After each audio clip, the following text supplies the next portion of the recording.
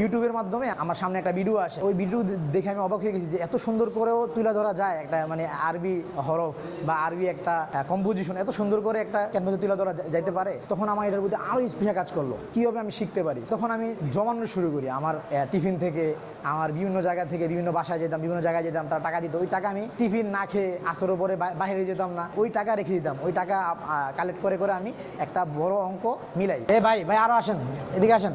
বুঝতে পারছেন? আর ডাল যে আপনারা বাঁকা দিয়েছিলেন, আমি 5,000 থেকে 6,000 টাকার মতো আমি নিজে জমাই। তখন আমার একটা কাজ, আমি একটা কাঠ পেন্সিলের রঙের মাধ্যমে, কাঠ পেন্সিলের যে রং একটা আরবি লিখছিলাম, ওইটা আমার ভাই আমার কাছ থেকে 1500 টাকা দিয়ে ক্রয় করে নিয়েছে। তখন আমার আরও অনেক আগ্রহ জাগে যে আমার ওই সময় মানে প্রায় 20 সালে আমি যখন ক্যালিগ্রাফি কি জানি না, তখন আমার ভাই আমার থেকে মানে আমাকে সহযোগিতা করার জন্য সে আমার থেকে একটা কাজ কিনে নেয় 1500 টাকার মাধ্যমে। ওই 1500 টাকা তখন আমার কাছে 1 লাখ টাকার সমান ছিল, যেহেতু আমি স্টুডেন্ট। 5+ স্টার রেটিং প্রাপ্ত দেশের সর্বোচ্চ বিদ্যুৎ সাশ্রয়ী ও ইকো ফ্রেন্ডলি ওয়ালটন এসি।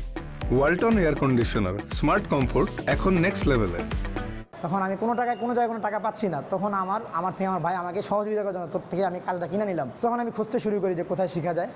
তখন এক পর্যায়ে আমার এক ওস্তাদের সন্ধান পাই। তিনার কাছে আমি 7 দিনের কোর্স করি একটা। 22 সালে যখন আমি মেশকাত জামাতে পড়ি, তখন আমার এক হুজুর ক্লাসের মধ্যে বলতেছিল যে তুমি যেটাই শিখো এমন একটা বিষয় শিখো যে তোমার কাছে মানুষ এটা শিখতে আসে। এই কথাটা তখন আমার মনের মধ্যে একটা ধাক্কা দিল যে আমি তো এই জিনিসটা আমাকে অনেক টানে, আমি এটা শিখছিও, কিন্তু আমার যেমন তো অনেক মেহনতের প্রয়োজন। তখন আমি এই হুজুরের কথাকে আমি পুঁজি করে আমার মাথায় ঘুরতে থাকে যে আমি এমন একটা জিনিস শিখি যে মানুষ আমার কাছে শিখতে আসে।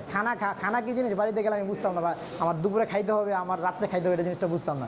তখন আমার আব্বু আম্মু বলতো তুই কি পাগল হয়ে গেছিস কিনা, যে এটা কি শিখতে হচ্ছে, এটা কি ভবিষ্যৎ, এটা কোনো কিছু আছে যে এটা পাগলামি একটা, এগুলো ছাড়। একদিন আমি আমার বন্ধুদেরকে বুঝে দিয়ে থাকি যে ক্যালিগ্রাফিটা এমন, তারা আসলে ওইরকম বুঝে নেয় নাই। আমি বুঝে দিয়ে থাকি যে কেউ এমন আমার কাছে তোমরা শিখো। তখন তারা আমার কাছে শেখা শুরু করে, ওইখান থেকে আমার শেখানো শুরু। যখন তাদেরকে আমি শিখাইতাম, আমার কেমন যেন শেখানোর প্রতি একটা নেশা কাজ করতো। ভালো লাগাটা এখন আমরা কাচ্ছি অথবা মুরগির রান যেভাবে আমরা খাই, ওই মানে যেটা মজা, ওই মজাটা আমি ওই জায়গায় পাইতাম যে আমি আমার ছাত্ররা ভালো লিখতেছে, ভালো পারতেছে, আমার শিখাইতে হবে। তখন একটা স্প্রে আসে ভিতরে যে আমার ছাত্র তৈরি করতে হবে আমার এর উপরে। এর জন্য আমার আরও অনেক মেহনত দরকার। তখন থেকে আমি আমার ছাত্ররা আমাকে সাহস দেয় যে তুই অনেক ভালো শিখাই দিছিস। এক সময় এক হুজুরের নজরে পড়ে আমি এগুলো কেন শিখাচ্ছি ছাত্রদেরকে, কারণ মাদ্রাসায় তো মানুষ কোরআন পড়ে, হাদিস পড়ে, এর পাশাপাশি এটা কি, এটার মাধ্যমে কোনো পড়ালেখা নষ্ট হচ্ছে কিনা। পরে আমাকে এক পর্যায়ে বন্ধ করার একটা হুঁশিয়ারি দেয়, যেটা বন্ধ করো, কোনো কোর্স করানো যাবে না মাদ্রাসার ভিতরে, বা এমন একটা হুঁশিয়ারি দেয়। তখন আমার দুলাভাই, তারপরে আমার যে বোনদেরকে আমি জানাই যে আমি তো একটা জিনিস মানুষকে শিখাইতে পারি।